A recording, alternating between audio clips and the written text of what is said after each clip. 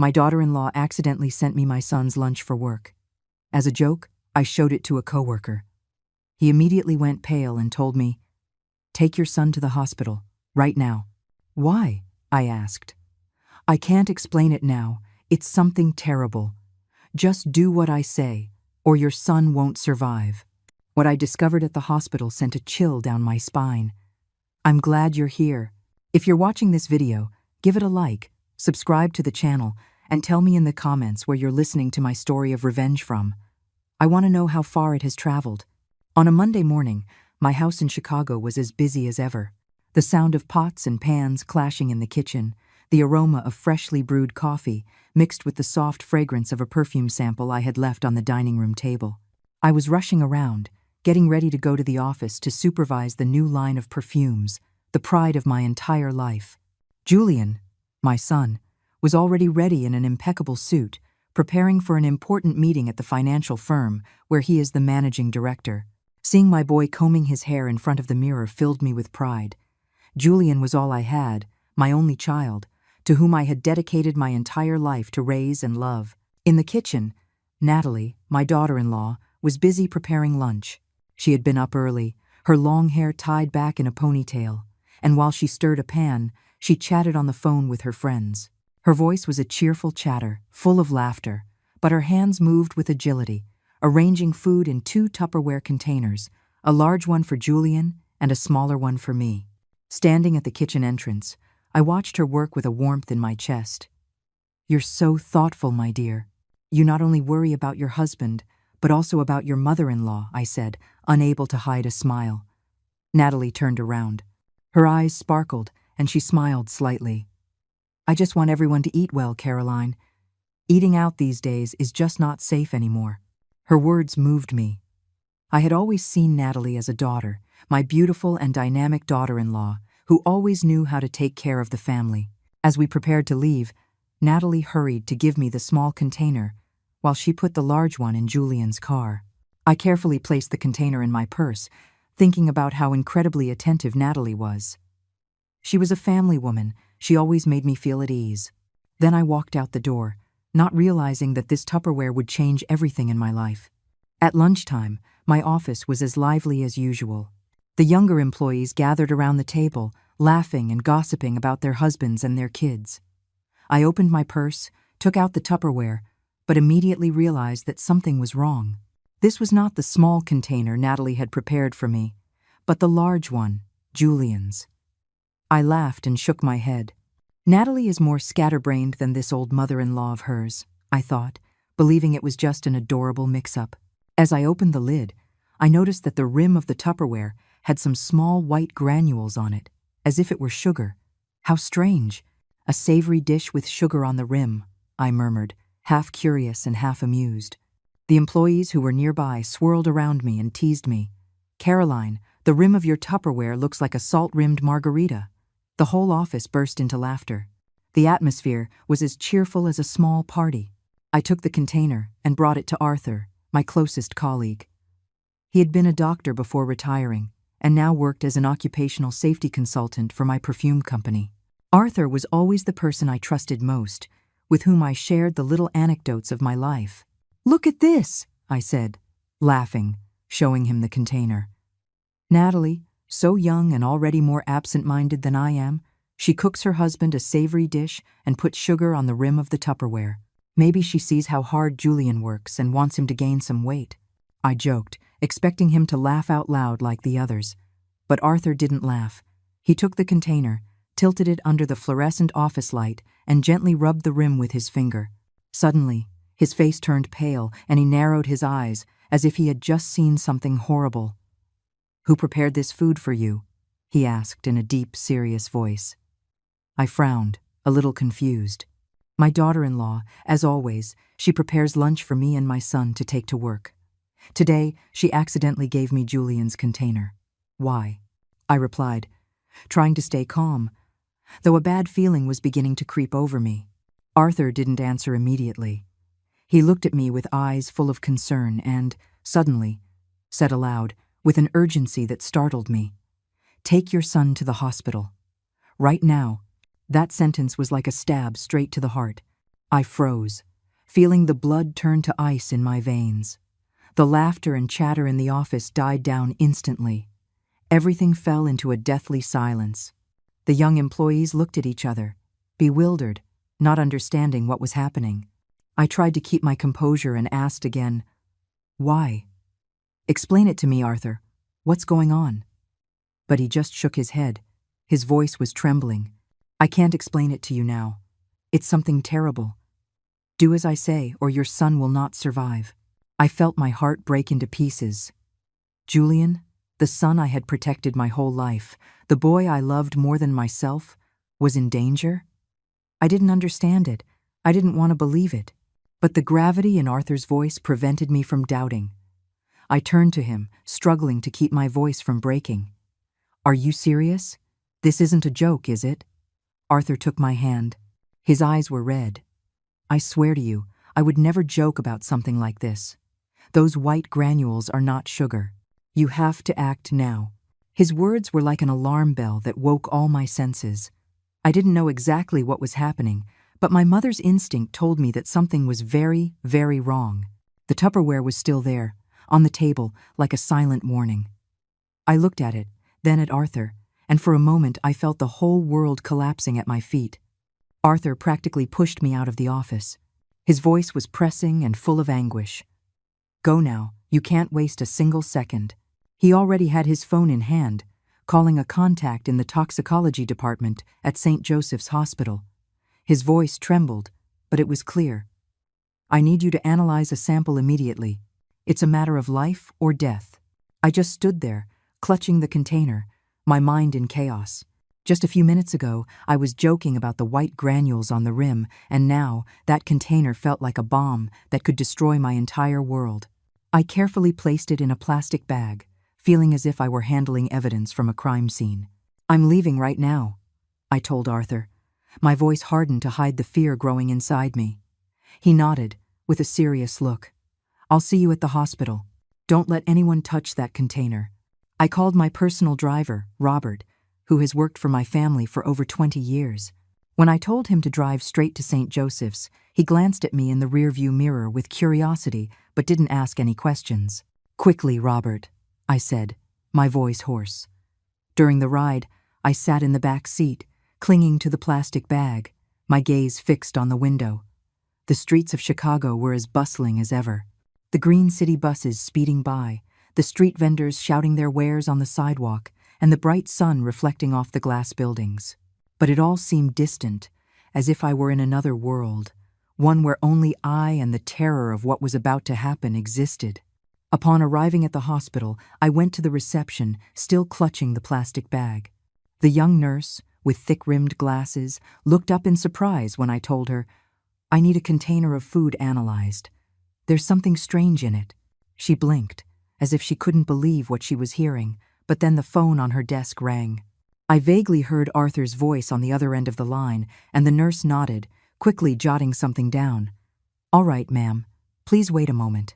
"The sample will be taken to the lab immediately," she said, with a professional tone that didn't hide her curiosity.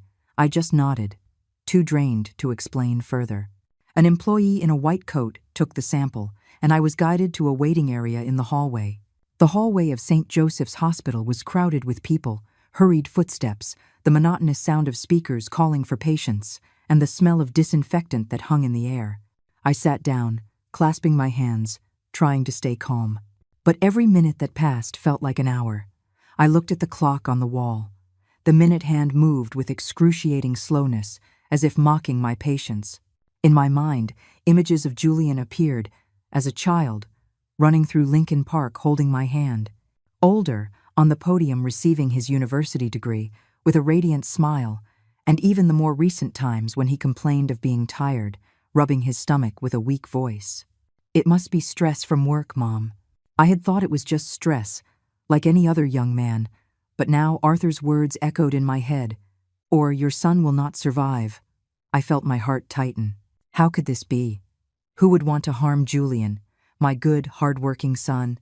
I took out my phone and dialed Julian's number. It rang, but he didn't answer.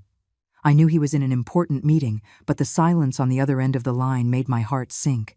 I left him a message. My fingers trembled as I typed. Julian, you need to get a medical checkup today. In secret, don't tell anyone, not even your wife. I hit send and stared at the screen, waiting for a reply. But nothing. I told myself to calm down, but the anxiety grew, like a wave about to drown me. Finally, after an eternity, a young doctor came out of the laboratory. He wore an ID badge with the name Miller. His face was serious, but his gaze was kind. "You're the person who brought the food container, right?" he asked, holding a sheet of paper. I nodded, my heart pounding as if it wanted to leap out of my chest. He sat next to me and said, slowly but clearly, "We analyzed the food sample. It contains arsenic. It is an extremely toxic substance. If consumed continuously over a long period, it causes damage to the stomach, liver, kidneys, and can even lead to death." I heard his words and was paralyzed. The word arsenic echoed in my head, as sharp as a razor. I was stunned, unable to say anything. I just stared at the doctor, hoping I had misheard. "But doctor," Miller continued. His voice became more grave. "Symptoms such as fatigue, abdominal pain, nausea, perfectly match chronic poisoning. If your son has been eating these foods for a long time, there is a high risk that he has been poisoned." My mind was spinning. I suddenly remembered the times Julian complained of being tired. The nights he sat on the sofa rubbing his stomach, his face pale. "It must be the pressure from work," he used to say, and I had believed him. I took him to the doctor, but they only prescribed vitamins and recommended rest. How could I have imagined that, in those very lunches prepared with so much care every day, a deadly poison was hidden? I clenched my fists. My nails dug into my skin, trying not to break down right there. "Thank you, doctor," I whispered. My voice choked. "Doctor," Miller nodded, placed a comforting hand on my shoulder, and left. I walked out of the hospital, feeling like my feet weighed a ton. Sitting in the car, I hugged the plastic bag containing the Tupperware, as if it were the last piece of evidence of a terrifying truth. The streets of Chicago were still noisy, with the sound of horns and people's laughter, but I no longer heard anything. In my head, there was only one question that repeated over and over. Who did this? Who would want to harm Julian? And then, a thought chilled my blood. Natalie, my daughter-in-law, the one who had prepared that food, the person I had always trusted, whom I loved like a daughter. No, it can't be, I told myself. Natalie was always so attentive. She took care of Julian with every meal, at every moment. But then, the image of the white granules on the rim of the Tupperware appeared in my mind, and Arthur's voice echoed. It's something terrible. I took out my phone and checked the message I had sent to Julian. Still no reply. I wanted to call again but stopped my hand. If it was Natalie, I couldn't let her suspect anything. I needed time to investigate, to protect my son. Sitting in the car, I looked out the window. The evening light reflected off the skyscrapers, but in my heart there was only darkness. Julian was all I had. I had lost my husband 10 years ago, and I had built the perfume brand by myself to leave it to my son. I couldn't lose him. I couldn't. That afternoon, I couldn't go home right away. My mind was still in turmoil after what Dr. Miller had told me at St. Joseph's Hospital. I needed answers, a clue to understand why this nightmare was happening to Julian.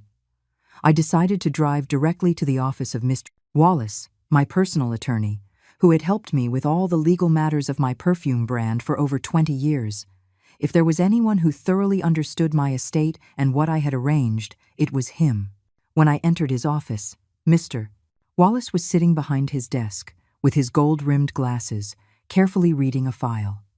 Upon seeing me, he looked up and gave me a kind smile. "Caroline, what a surprise to see you here without an appointment.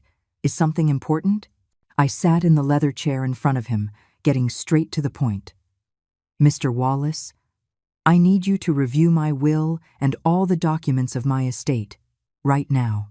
My voice sounded firmer than I expected, as if I were trying to hide the storm of emotions I felt inside. Mr. Wallace frowned, but asked no more questions.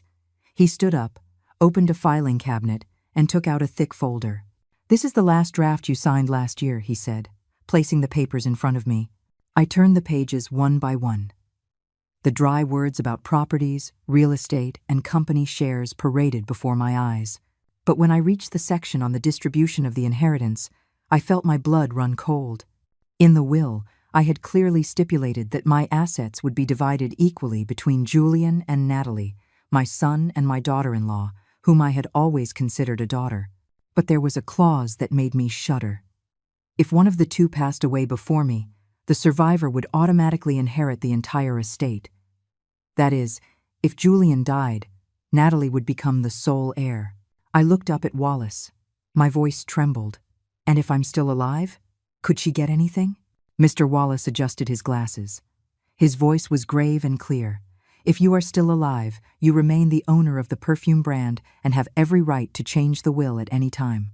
But if Julian were to pass away before you, his personal assets, properties, investments would gradually pass into Natalie's hands. When you pass away, legally, that is the shortest path for her to get everything. He paused, looking at me as if to make sure I understood the weight of his words. I nodded, but inside, everything was collapsing. The pieces of the puzzle were starting to fit together, and the picture that was forming left me frozen. On the way home, I couldn't stop thinking about Natalie. She had always been the perfect daughter-in-law in my eyes. Beautiful, attentive, she always knew how to make me happy. But now, my memories of her felt distorted. I remembered the times she discreetly asked me about the value of the brownstone in Lincoln Park, or her casual questions about my investment projects in Scottsdale. Once, during dinner, she let it slip.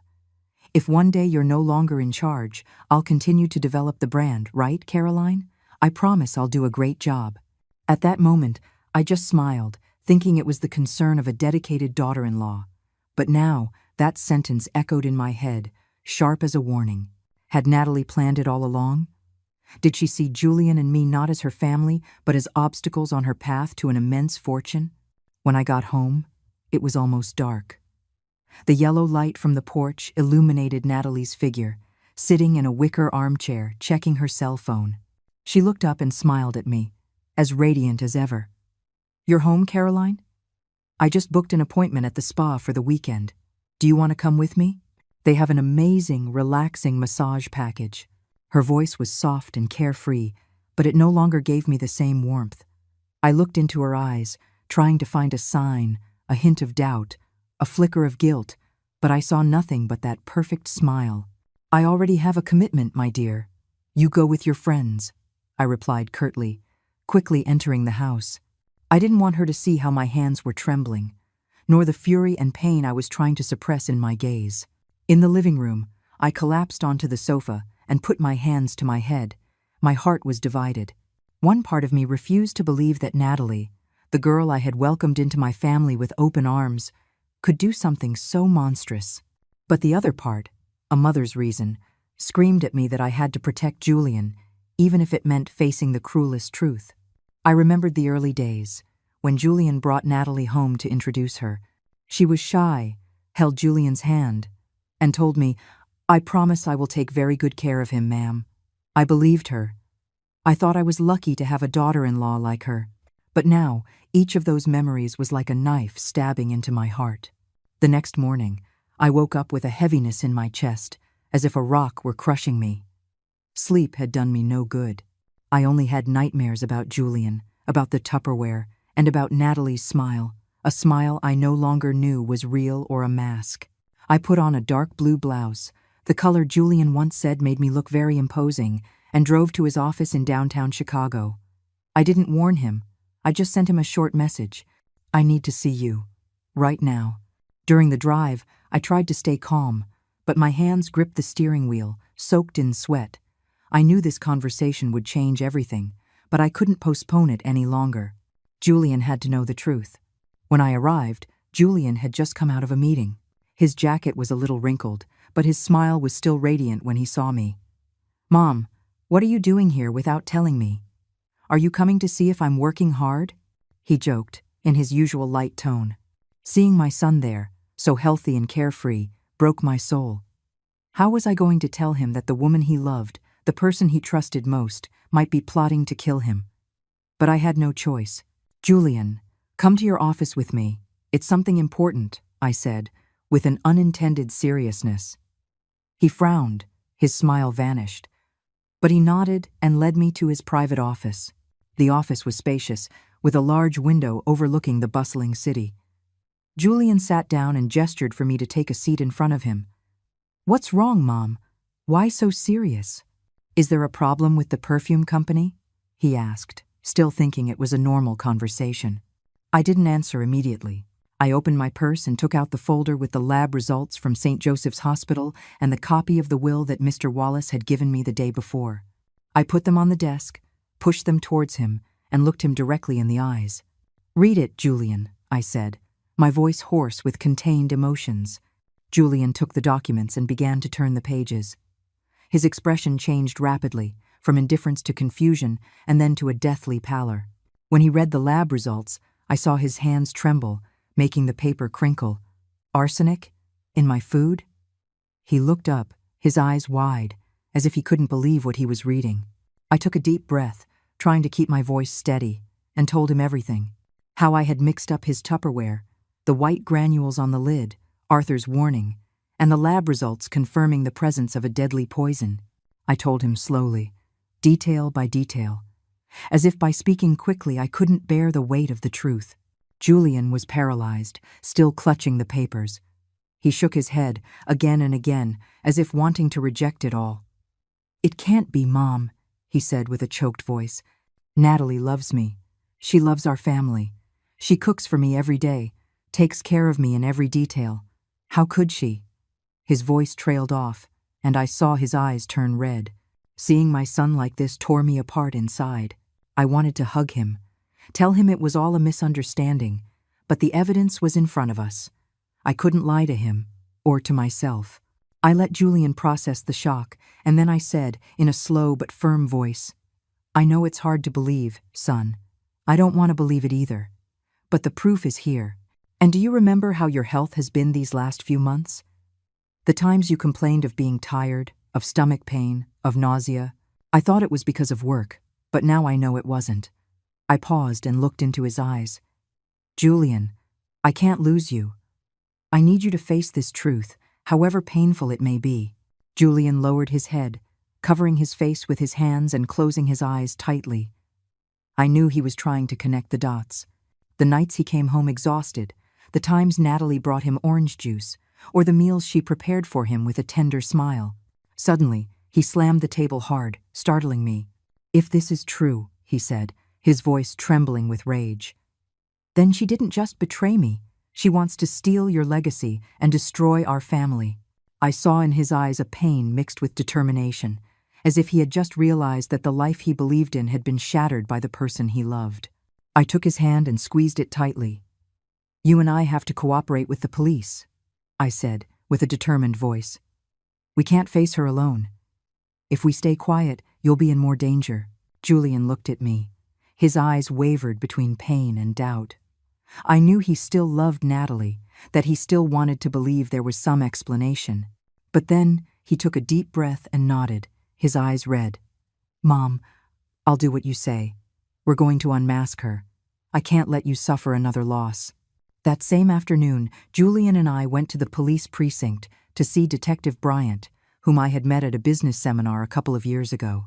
The detective was a middle-aged man with graying hair, a deep voice, but with a penetrating gaze. We sat in a small office with white walls that smelled of coffee. I told him the whole story, from the Tupperware to the lab results, while Julian added details about his health. Detective Bryant listened attentively, taking notes, nodding from time to time. "This is a very serious case," he said, in a serious tone. "We will keep the Tupperware as evidence, and we will plan to install cameras in your house to monitor her. We will also need to analyze more food samples." He looked at me and then at Julian. "But you both must maintain absolute secrecy. We can't let the suspect know we are investigating her." Julian nodded, but I saw him clench his fists. "Understood," he said in a hoarse voice. I knew he was fighting with himself, with the love he once felt for Natalie. When we left the precinct, Julian remained silent for a long time. We were in the parking lot, in the midst of the bustle of Chicago. I looked at my son, the young man I had raised, who now seemed to have aged 10 years in a single day. "Mom," he turned to me, his voice choked. "I never imagined that the person sleeping next to me every night would want to kill me. But for you, for the brand, for our family, I will be strong." I went to him and hugged him tightly. His body trembled, and I felt his pain mix with mine. "Son, I'm here," I whispered, as tears fell silently. "We will get through this together." My heart was aching but filled with determination. From now on, we were no longer the victims. We were going to turn the tables, and I would do anything to protect my son, no matter the price. After leaving the police station, Julian and I sat in the car. No one said a word for several minutes. The car's engine hummed monotonously, but inside me, everything was a whirlwind. We had just entered a war where the enemy was someone we considered family. Julian stared out the window, his face tense, and his hands clenched on his knees. I knew he was struggling with himself, caught between love and betrayal. "Mom," he finally said, his voice grave. "How are we going to expose her? I don't want to drag this out any longer." Feeling my determination grow. "We're going to make her lose her patience, Julian. If she really has a plan, she'll make a mistake." Upon arriving home, I immediately called Detective Bryant to discuss the plan. He listened and then suggested in a firm voice, "Attack her motive, the money. If what she's after is the estate, make her believe the opportunity is slipping away. She'll panic and act rashly." His words were like a flash of lightning in my mind. I immediately thought of the will, something that seemed to interest Natalie greatly. If I made her believe that the fortune was about to slip through her fingers, she wouldn't be able to stay calm. "I know what to do," I told Bryant, feeling like a strategist about to enter battle. The next morning, I called Mr. Wallace, my lawyer. "Mr. Wallace, could you come to the house this afternoon? I want to discuss a new will," I said, making sure my voice was loud while Natalie was nearby, arranging some flowers in the living room. I saw her pause for a moment, her hands still. But she quickly bent down, pretending to continue with her task. I knew she had heard me. That afternoon, when Wallace's car pulled up to the gate, I deliberately opened the main gate so Natalie could see him clearly. She was in her Porsche, saying goodbye to a friend, and her gaze slid towards the car with a curiosity she couldn't hide. In the living room, Mr. Wallace and I sat across from each other, with the window open so our voices could be heard outside. I spoke in a loud, clear voice. "Mr. Wallace, I've thought about it a lot. In 1 month, I will officially change the will. I want to donate the majority of my estate to a foundation to build a home for abandoned children. They need that money more than my children do." Wallace, whom I had already briefed on the plan, nodded and played along. "That's a very noble idea, Caroline. I will prepare the documents immediately. What percentage of your assets do you wish to allocate?" I replied, deliberately emphasizing, "At least 80%. The perfume brand, the properties, everything. I want to leave a meaningful legacy." At that moment, I heard stealthy footsteps in the hallway. Natalie passed by, with a tray of fruit in her hands, but her steps clearly paused for a second. I glanced at her and saw her freeze for an instant, her eyes wide, before hurrying on. My heart raced. She had heard it, and I knew it had touched her greatest fear. When Wallace left, Natalie accompanied him to the door, a forced smile on her lips that no longer had its usual naturalness. "Thank you for coming, Mr. Wallace," she said, but her voice trembled slightly, as if she were trying to hide something. That night, I decided to take the plan a step further. I organized a family dinner, as I used to do to maintain a warm atmosphere. Julian sat beside me, and Natalie opposite, smiling, but her eyes lacked their usual sparkle. As I poured the wine, I deliberately brought up the will again. "I've thought it over. The perfume brand is my life's work, but I want it to be linked to philanthropy. Donating my assets to the foundation is the way for me to feel at peace." Natalie nodded, pretending to agree. "How noble of you, Caroline. I fully support you." But I saw her grip her wine glass, her red-painted nails digging into the crystal. Julian played along, his tone soft but full of intention. "That's right, Mom. It's very valuable that you're thinking about society. I would also like the brand to be associated with a humanitarian image in the future." I glanced at Natalie and saw her lower her face, her lips pressed tightly together. After dinner, Natalie made an excuse. I have a late spa appointment with a friend. I think I'll be a little late. She stood up, grabbed her purse, and left.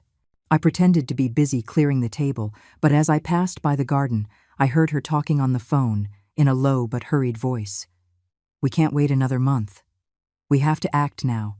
My heart stopped. I pretended to cough and walked into the garden as if by chance.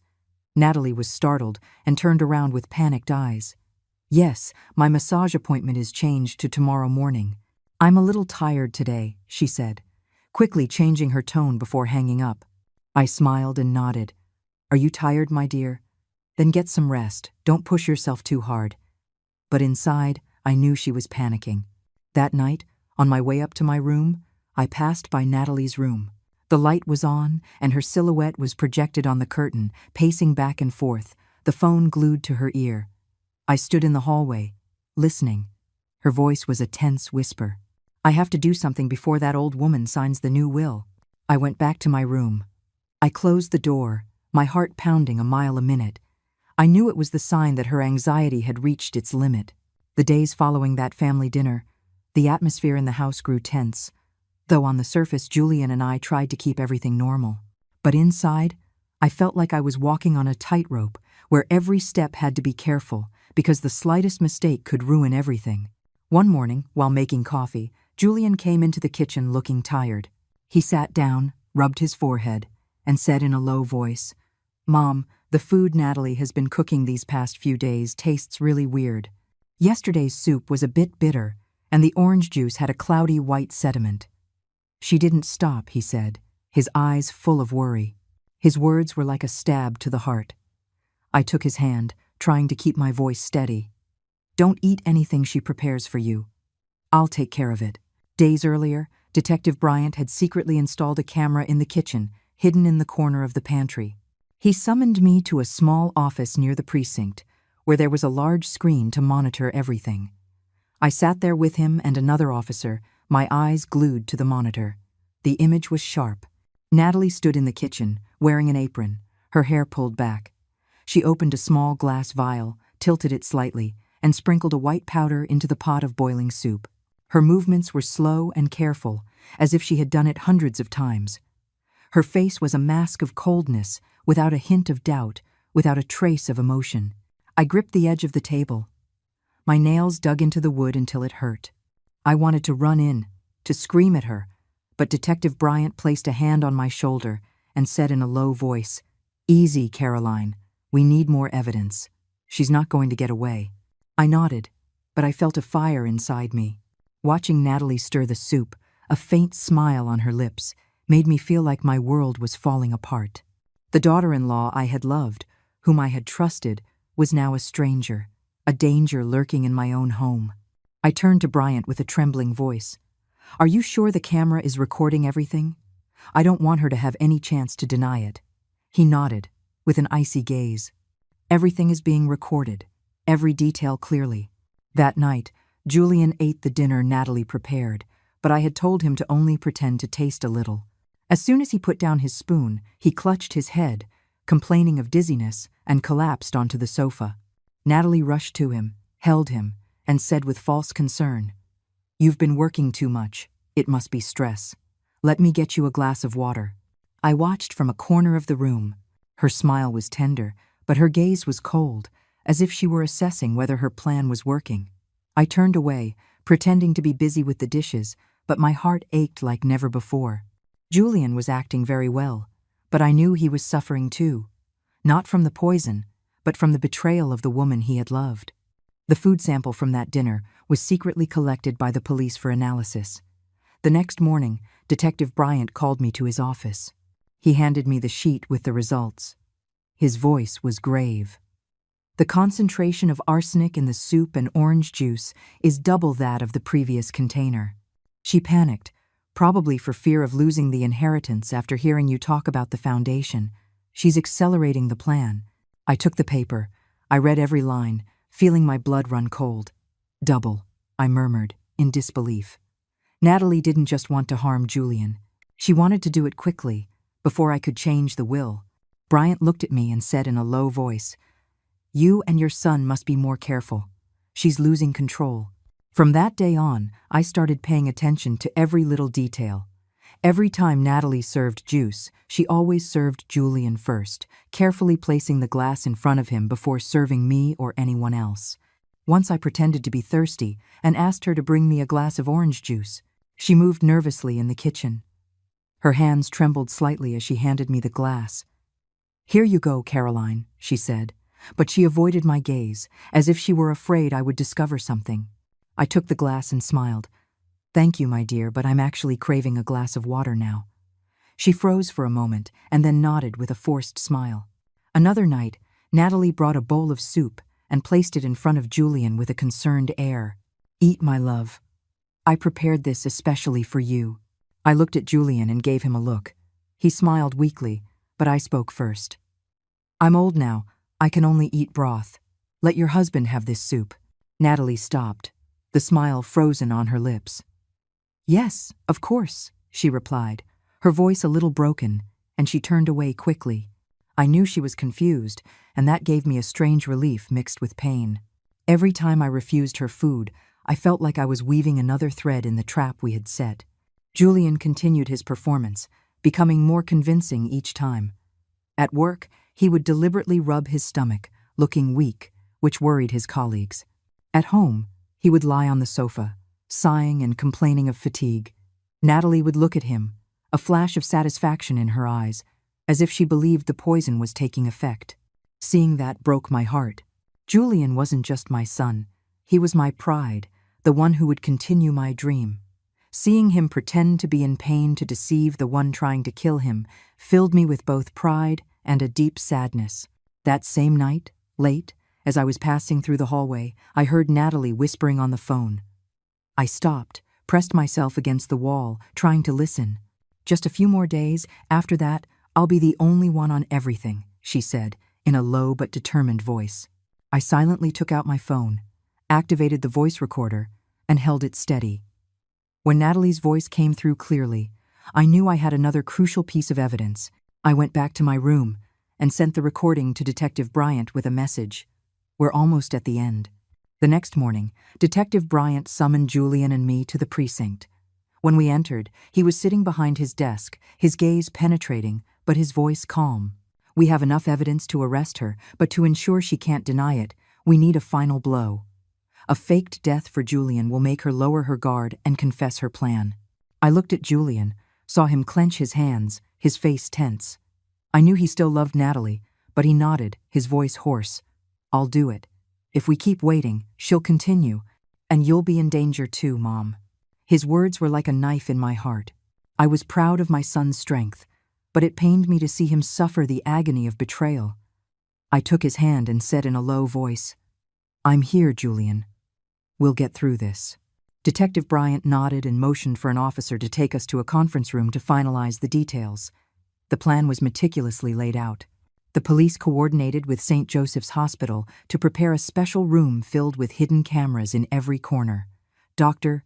Evans, an old friend of Detective Bryant, agreed to help. She would create a fake medical file with a clear diagnosis of severe poisoning and cardiac arrest to make it more convincing. Julian and I spent hours with her, planning every step. Julian would pretend to be poisoned after dinner, collapsing at the table. I would be the one to call the ambulance and give Natalie the news of his death. Every detail was calculated, but the anxiety never left me. If Natalie didn't react as we expected, if she suspected something, everything could fall apart. That night, the tension in the house was thick enough to cut with a knife. Natalie prepared dinner as usual, served a bowl of aromatic soup, and placed it in front of Julian. "Eat, my love. I prepared this especially for you," she said, with a tender smile but a frigid gaze. I looked at Julian and gave him a signal with my eyes. He nodded slightly, took the spoon, pretended to taste a little, and then put it down, making a face. "I'm full today. I think I'll eat light." Natalie looked at him with a flash of disappointment, but quickly hid it with a smile. "Well, then I'll save it for you to eat tomorrow." A few minutes later, Julian began to act. He clutched his stomach, his face turned pale, and his breathing became ragged. "Mom, "It hurts so much," he whispered, before collapsing onto the table, knocking over a glass of water. I jumped up, screaming, "Julian, what's wrong with you?" My voice trembled, and it wasn't entirely acting. Seeing my son motionless, even though I knew it was fake, squeezed my heart. Natalie also shot up, rushed to him, took his hand, and screamed, "My love, wake up! What's wrong?" But the moment she leaned over, I saw a strange glint in her eyes. It wasn't concern, but a discreet satisfaction, as if everything was going according to plan. I quickly grabbed my phone, pretending to call for an ambulance, my voice panicked. "Please, come quickly," my son fainted. "He's not breathing." Natalie was beside him, covering her face and crying. "No, it can't be. He can't." But I noticed that even though tears were falling, there was no real pain. I turned away, avoiding her gaze, afraid I wouldn't be able to contain myself and scream the truth at her. A few minutes later, the sound of an ambulance siren filled the street. The paramedics, who were actually undercover police officers, put Julian on a stretcher and quickly loaded him into the ambulance. Natalie lunged forward, demanding to go with them. "I have to go with him. I'm his wife." But an officer stopped her, his voice firm. "I'm sorry. Only one person can accompany the patient."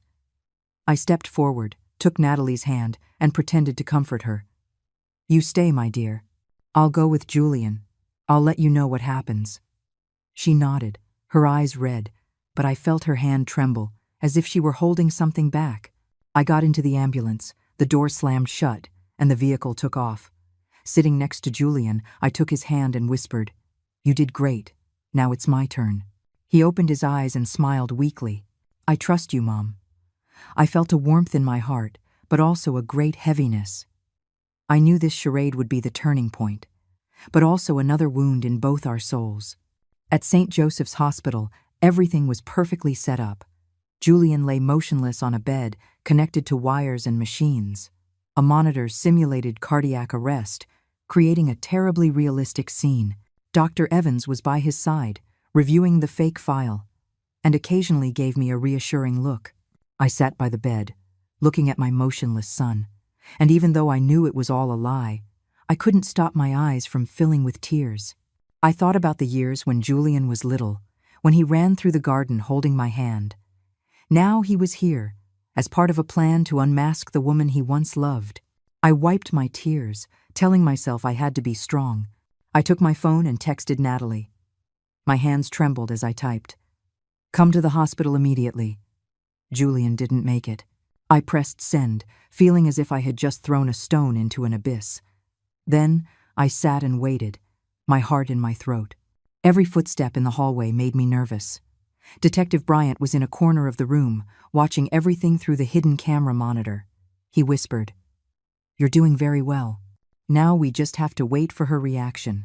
About 40 minutes after I sent the message, hurried footsteps were heard in the hallway of St. Joseph's Hospital.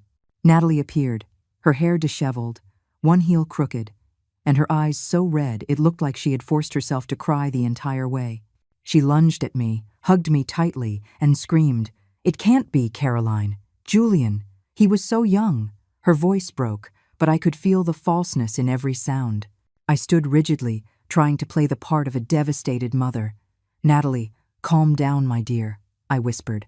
My voice choked, not from the acting, but from the rage and pain consuming me. Seeing her cry like that made me want to scream, but I knew it wasn't time yet. The play was still on, and I had to maintain my role. Detective Bryant and 3 plainclothes officers were a short distance away, pretending to be bystanders, but I knew they were watching Natalie's every move. One of them, wearing sunglasses, was discreetly recording with a small camera hidden in his clothing. Natalie noticed nothing. She continued to hug me, tears streaming down her cheeks. "Caroline, how could this have happened? I can't believe it," she sobbed. I nodded, patting her back, but inside I just wanted to push her away and confront her with the truth. I guided her, my voice trembling. "Come see Julian one last time. He's in there." I led Natalie to the special room, where Julian lay motionless on the bed, covered with a sheet up to his chest, his face pale thanks to expert makeup. The machines around him simulated cardiac arrest with faint beeps, creating a terribly realistic atmosphere. Natalie approached. Her trembling hands touched Julian's. Her tears fell in torrents, but I noticed her gaze was not one of pain. It was one of relief, a strange glint, as if a great weight had just been lifted from her shoulders. My heart sank. How could she stand there, pretending to cry, when she herself had caused all of this? Suddenly, Natalie leaned in and whispered, so low I could barely hear her, "It's finally over." She bit her lip instantly, as if realizing her mistake. But it was too late. The phrase was heard clearly, captured by the hidden microphone in the room. I stood frozen, feeling my blood run cold. And just at that moment, Julian's eyes shot open, and he sat up abruptly in the bed. Natalie screamed and recoiled. "It can't be. I was so careful." Her voice was pure panic. Her eyes widened with absolute terror, as if she were seeing a ghost. I stood there, my heart pounding a mile a minute, not knowing whether to feel relief or pain. Julian looked directly at Natalie, his eyes full of anger and disappointment. "Careful?" he repeated, his voice as cold as ice. "Careful to kill me, right?" Natalie staggered backward, grabbing the edge of the bed to keep from falling. "No, that's not it. You're misunderstanding," she stammered. But her trembling voice betrayed her. Detective Bryant entered the room. His voice was firm. "We've heard enough, Miss Natalie. You are under arrest for attempted murder." 3 other officers appeared behind him, blocking any escape. Natalie turned, her face ashen. "No, it wasn't me," she shouted, her voice breaking. "It was just a spice. I just wanted to add more flavor." But Bryant didn't let her continue. He held up a folder and a USB drive. His voice was calm, but cutting. "Would you like to see the evidence? The video of you putting a white powder in the soup, the lab results with arsenic, the recording of your phone call, and what you just said a few seconds ago. It's all here." Natalie swayed, as if her legs couldn't support her. She looked at me, then at Julian, with a look of total panic. I didn't want to kill anyone," she muttered. But then, as if she couldn't bear the pressure anymore, she collapsed to the floor, covering her face and screaming. "I just wanted the money. I didn't want to do it, but that old woman was going to donate it all to charity. She left me no other choice." That confession was like the final stab, confirming all my suspicions. I stood there, looking at her, my heart torn between pain and relief. Pain for the betrayal of someone I considered my daughter, and relief because, finally, the truth had come to light. Julian came over, put his arm around me, and whispered, "Mom, we won." His voice trembled, but it was filled with determination. I took his hand and squeezed it, feeling the warmth of my son's hand, a warmth I almost lost forever. "Son, I'm so proud of you," I said, as tears fell silently. Natalie was still on the floor, her head bowed. Her sobs mixed with the sound of the officers' footsteps as they approached to handcuff her. "Come with us," Bryant said, without a hint of compassion. Natalie looked up, her pleading gaze directed at me, but I just shook my head. "You chose this path, Natalie," I said, my voice choked. "I trusted you, but you betrayed us all." When they took her away, the hospital hallway fell silent. I hugged Julian, feeling the beat of his heart, those beats I feared I would never hear again. We stood there, in the midst of the bustle of St. Joseph's, but in that moment, it was just the 2 of us. I thought about all the years that had passed, the days I raised Julian alone, the dream of building a perfume brand for him. All the pain, all the sacrifices, now made sense because I still had my son by my side. The police quickly took Natalie to an improvised interrogation room in the hospital, a small room with a cold fluorescent light. Julian and I were taken to an adjacent observation room with a 2-way mirror that allowed us to see everything without being seen. I sat down, holding Julian's hand, feeling the tremor in my son's fingers. He was silent, his gaze fixed on Natalie through the mirror, as if trying to find the image of the wife he once loved. I squeezed his hand and whispered, "Son, we'll end this today." But inside, I wasn't sure if I was comforting Julian or myself.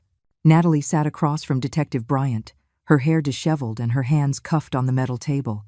Her head was bowed, but I could still see the sweat on her forehead. Detective Bryant began, his voice soft but sharp. "Miss Natalie, we don't want to make things difficult for you. Just tell us the truth. Why did you do it? Natalie looked up. Her eyes darted back and forth. Her voice was defiant. "I didn't do anything. You're making all this up to frame me." She spoke loudly, but her voice trembled, as if she were trying to convince herself more than anyone else. Bryant didn't respond. He silently placed a small glass vial on the table, the same one the police had found in my kitchen. "Then what is this?" he asked, his tone calm but full of pressure. "Salt, sugar, or arsenic?" Natalie stared at the vial with wide eyes but didn't answer.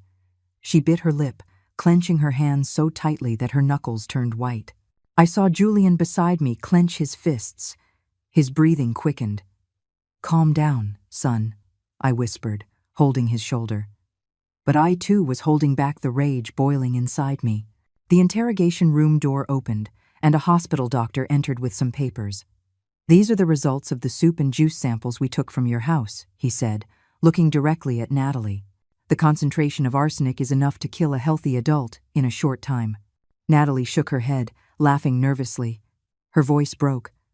"No, it can't be. I was just giving him vitamins. Julian was always tired. I just wanted him to feel better." But her voice was weak, as if she didn't believe her own words. Bryant didn't let her continue.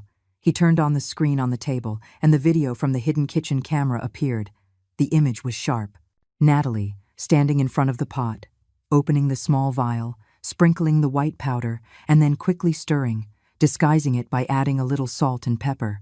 Her face was cold, without a hint of doubt. I heard Julian let out a choked sigh.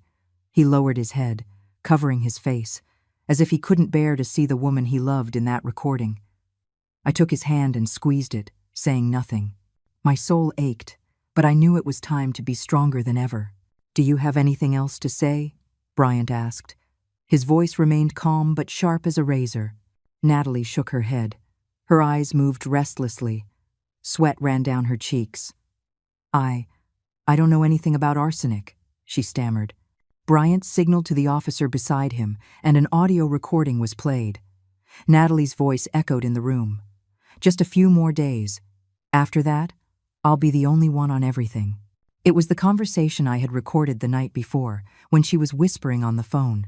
Natalie froze, her face pale, as if she had been slapped. That's not me," she shouted, but her voice had no strength or conviction left. Julian, beside me, jumped up, his fists clenched and his eyes red. "Mom, I can't take it anymore," he shouted, about to leave the observation room.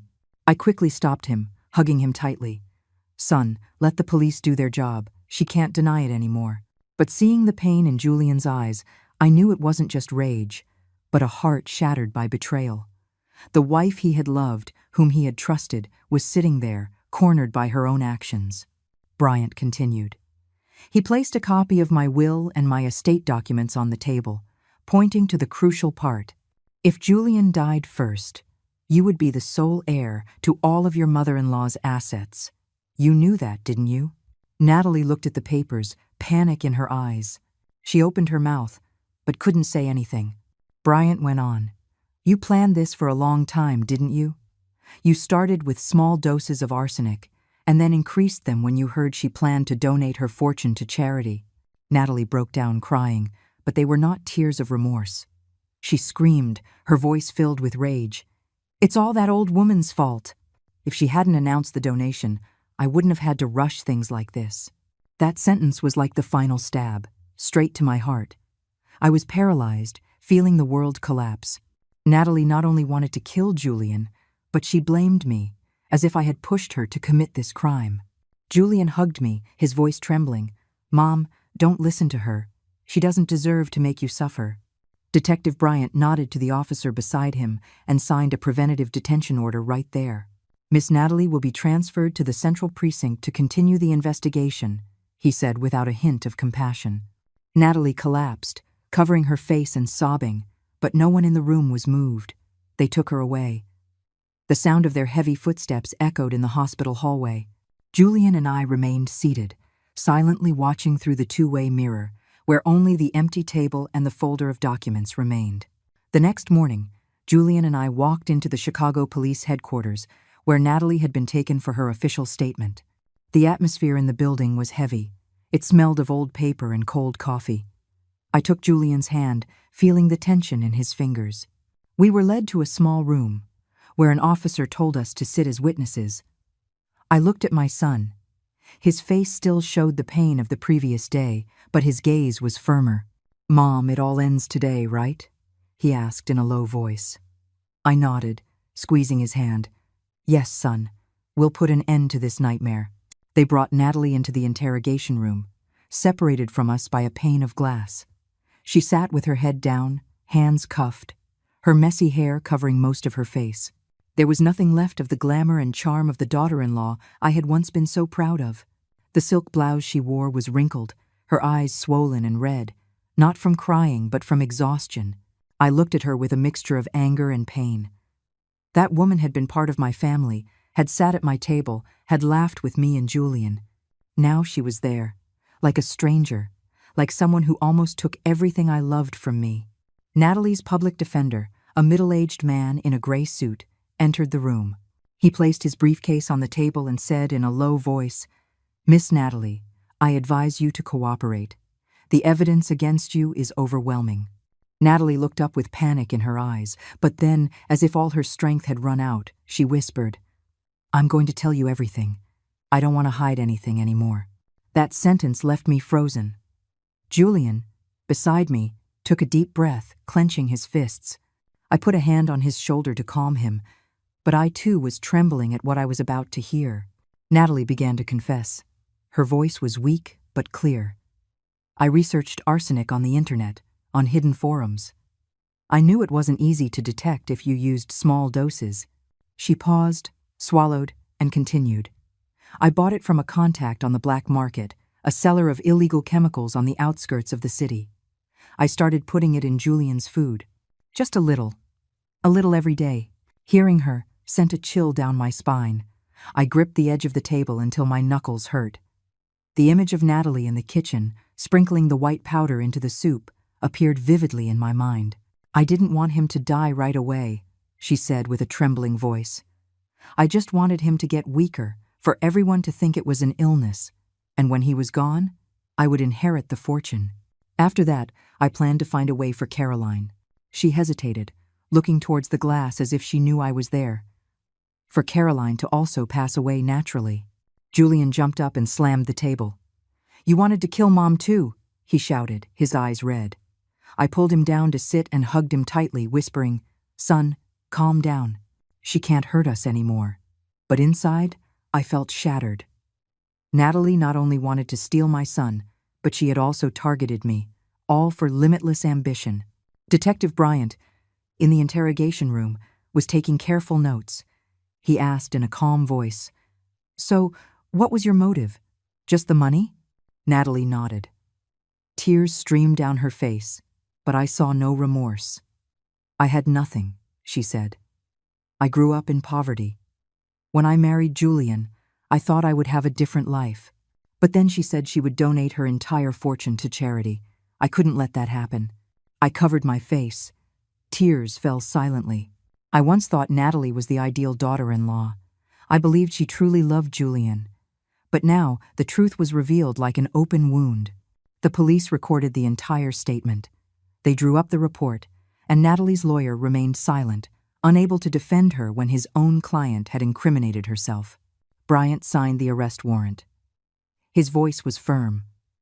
"You will be transferred to the detention center to continue the investigation. Attempted murder is not a minor issue." Natalie lowered her head, without another word, as two officers led her from the room. Within hours, the news spread throughout Chicago. The newspapers headlined, "Young socialite arrested for attempting to poison husband to inherit fortune." I read those words on my phone, feeling like I was living in a nightmare. The shares of the financial firm where Julian was a managing director plummeted. But fortunately, the board of directors acted quickly. They held a press conference.